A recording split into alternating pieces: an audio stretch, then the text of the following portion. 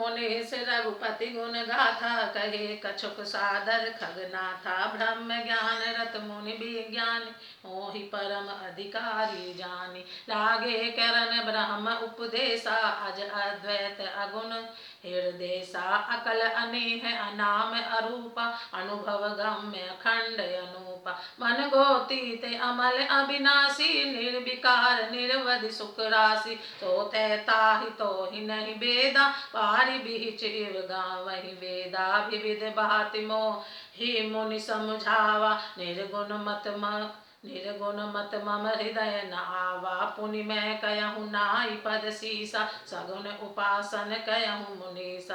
राम भगत जल मम मन लीना, किमि बिल गाई मुनीस प्रवीणा। सोई उपदेश कयहु कहि दाया, निज नैनन देखहु रघुराया। भरि लोचन बिलोकि अब देसा, तब सुनिहु निर्गुण उपदेशा। मुनि पुनि गई हरि कथा अनूपा, खंड सगुन मत अगुण निरूपा। तब मैं निर्गुण मत कर दूरी, सगुन निरूपऊँ करि हठ भूरी। उत्तर प्रत्युत्तर मैं कीना, मुनि तन भय क्रोध के चीना। सुनि प्रभु बहुत अवज्ञा किए, उपज क्रोध ज्ञान इनके हिए। अति संघर्षण जो कर कोई, अनल प्रगट चंदन ते होई। बारंबार सकोप मुनि करहि निरूपण ज्ञान, मैं अपने मन बैठ तब करहु विविध अनुमान। क्रोध की द्वैत विदु बिन, द्वैत की बिनु अज्ञान। माया बस पर छिन्न जड़, जीव की ईस समान।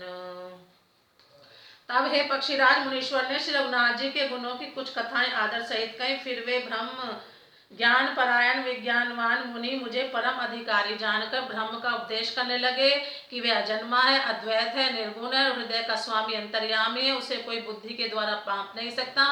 वह इच्छा रहित, नाम रहित, रूप रहित, अनुभव से जानने योग्य, अखंड और उपमा रहित है। वह मन और इंद्रियों से परे, निर्मल, विनाश रहित, निर्विकार, सीमा रहित और सुख की राशि है। वेद ऐसा गाते हैं कि वही तू है तत्वमसि, जल और जल की लहर की भांति उसमें और तुझ में कोई भेद नहीं है। मुनि ने मुझे अनेकों प्रकार से समझाया, पर निर्गुण मत मेरे हृदय में नहीं बैठा। मैंने फिर मुनि के चरणों में सिर नवाकर कहा, हे मुनीश्वर, मुझे सगुण ब्रह्म की उपासना कहिए।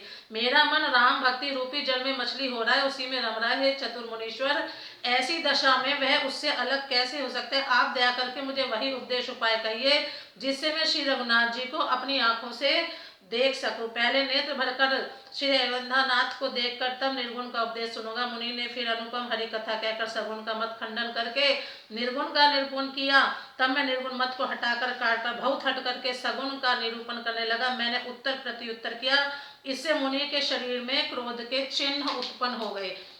हे प्रभु सुनिए, प्रभु बहुत अपमान करने पर ज्ञानी के भी हृदय में क्रोध उत्पन्न हो जाता है। यदि कोई चंदन की लकड़ी को बहुत अधिक रगड़े तो उसमें भी आग प्रकट हो जाएगी। मुनि बार बार क्रोध सहित ज्ञान का निरूपण करने लगे। तब मैं बैठा बैठा अपने मन में अनेकों प्रकार के अनुमान करने लगा। बिना द्वैत बुद्धि के क्रोध कैसा और बिना ज्ञान के क्या द्वैत बुद्धि हो सकती है? माया के वश रहने वाले परिच्छिन्न जड़ जीव क्या ईश्वर के समान हो सकता है? कबहु की दुख सब का रहित ताके, तहि के दरिद्र परस मन जाग। परद्रोही की हो ही निशंका, कामी पुण्य की रय कलंका। वंश की रह द्विज अनहित कीने, कर्म की हो ही स्वरूप ही चीने। काहु सुमति के खल संग जामी, सुभगति पावकी पर त्रियगामी। तब की परई परमात्मा बिंदक, सुखी की हो ही कबहु हरि निंदक। राज की रयहि निहित बिनु जाने, अग की करहि हरि चरित बखाने। पावन जस की पुण्य बिनु होई, बिनु अग अजस की पावई कोई। ताव के किछु हरि भक्ति समाना, जेई गावई श्रुति संत पुराना। हानि की जग एई सम किछु भाई, भजहि न राम ही नर तन पाई। अग की पिसुमता सम कछुआना, धर्म की दया सरिस हरि जाना। यही विधि अमित जुगत मन गुनहु, मुनि उपदेश न सादर सुनहु।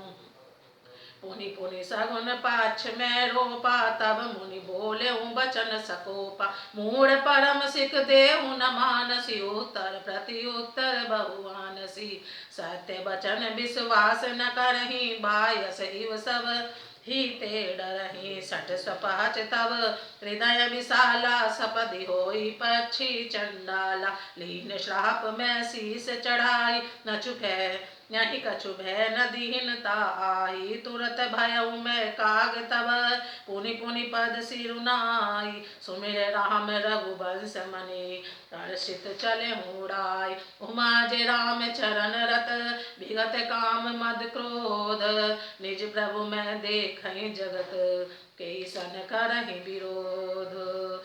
सबका हित चाहने से क्या कभी दुख हो सकता है? जिसके पास पारस मणि है उसके पास क्या दरिद्रता रह सकती है? दूसरे से द्रोह करने वाले क्या निर्भय हो सकते हैं और कर्म कामी क्या कलंक रहित बेदाग रह सकते? ब्राह्मण का बुरा करने से क्या वंश रह सकता है? स्वरूप की पहचान आत्मज्ञान होने पर क्या आसक्ति पूर्वक कर्म हो सकते हैं? दुष्टों के संग से क्या किसी की सुबुद्धि उत्पन्न हुई है? पर स्त्रीगामी क्या उत्तम गति पा सकता है? परमात्मा को जानने वाले कहीं जन्म मरण के चक्कर में पड़ सकते हैं। भगवान की निंदा करने वाले कभी सुखी हो सकते हैं? नीति बिना जाने क्या राज्य रह सकता है? श्री हरि के चरित्र वर्णन करने पर क्या पाप रह सकते हैं? विष्णु बिना पुण्यों के क्या पवित्र यश प्राप्त हो सकता है? बिना पाप के भी क्या कोई अपयश पा सकता है? जिसकी महिमा वेद संत पुराण गाते उस हरि भक्ति के समान क्या कोई दूसरा लाभ भी है? हे भाई, जगत में क्या इसके समान दूसरी भी कोई हानि है कि मनुष्य का शरीर पाकर भी श्री राम जी का भजन ना किया जाए?